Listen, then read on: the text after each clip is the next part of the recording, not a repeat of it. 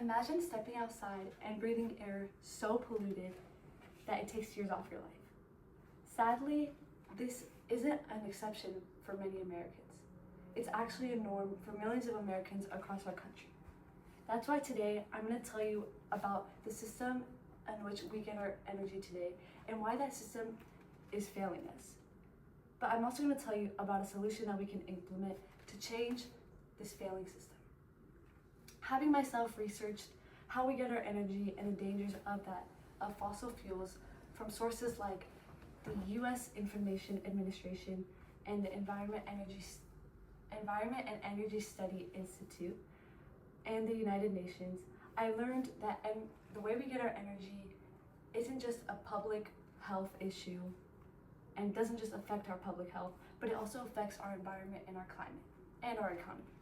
So in this speech, I'd like to share with you how we get our energy today and why that is a danger to our world.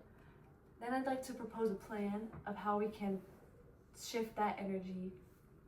And lastly, I'd like to share with you and have you guys visualize a world where that plan is implemented and how easy and beneficial that could be. So first, I'd like to start with talking about how the U.S. gets our energy. We mainly rely on fossil fuels, particularly according to the U.S. Energy Information Administration in their July 2024 article.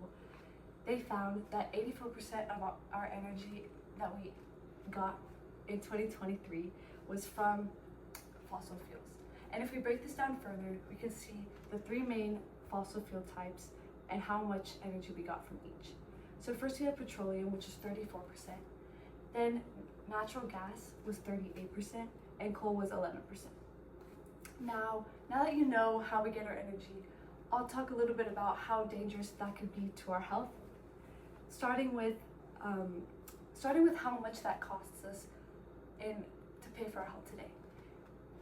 According to Savannah Burford at the Environment and Energy Information Administration, she's found that $866 billion are spent on health care alone because of health effects due to the environment. These health effects can be respiratory issues, cardiovascular disease, and cancer. And as Tyler Cohen found,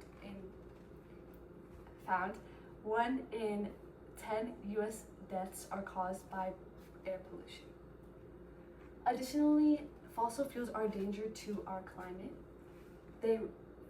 When we get fossil fuels out, when we extract them, they create a greenhouse gas effect, which traps gases like carbon dioxide, methane, and nitrous oxide in our atmosphere, causing our globe and our planet to heat up.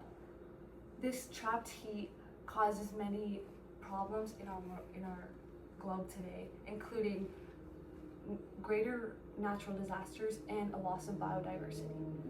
Actually, according to the Wildlife Society, they found that 91% of species are affected by climate change today. So now that I talked about how we get our fossil fuels and why that is a danger, I'd like to move on to talking about my plan on how to shift from fossil fuels to renewable energy. Starting with my first step, which is going to be to decrease fossil fuel subsidies. According to Sarah Castillo in her 2023 article, she states that the fossil fuel industry currently benefits $760 billion from subsidies from the government. This can hinder renewable energy growth and causes more manufacturers to increase their production of fossil fuels, which is dangerous to the environment. The second step in my plan is to increase wind and solar infrastructure. With new installations, there will be more renewable energy being produced and more jobs being created. This can be done through federal grants and tax credits. And my last step is to make homes more electric. This includes increasing the amount of electric vehicles, increasing the amount of electric appliances, increasing heat pumps, and implementing solar panels where there is enough sun that will create enough energy in places. Now that I talked about how we get our energy mostly and how that is dangerous, Then I moved on to talking about my 3-step plan. Now I want you guys to visualize how easy and beneficial it'll be to implement this plan of moving from fossil fuels to renewables. I want you to see a better world where, first of all, humans are healthier. According to Sarah Dedrick in her May 2024 article, she says that today 13 million deaths are due to poor air quality. Second, I want you guys to visualize a world where we have a protected climate. With renewables, there won't be as many greenhouse gases, and species and biodiversity will thrive. The third thing I want you to visualize is a stronger economy.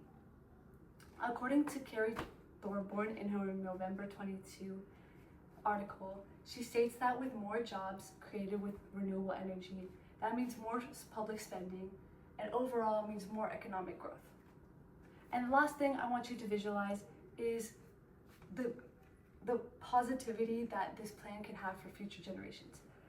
This will have more, with renewables, we'll have more protection and more longevity for our globe today. So in summary, I talked about our reliance on fossil fuels and how that is damaging our planet and our climate, but it doesn't have to be this way. By decreasing fossil fuel subsidies, increasing wind and solar infrastructure, and making homes more electric, we can change how we get our energy. So imagine a world that is cleaner, that has safer communities, and that protects future generations. This is possible if we act now. So I encourage you to support the US's transition to renewable energy, because that is how we can change and how we must change. Thank you.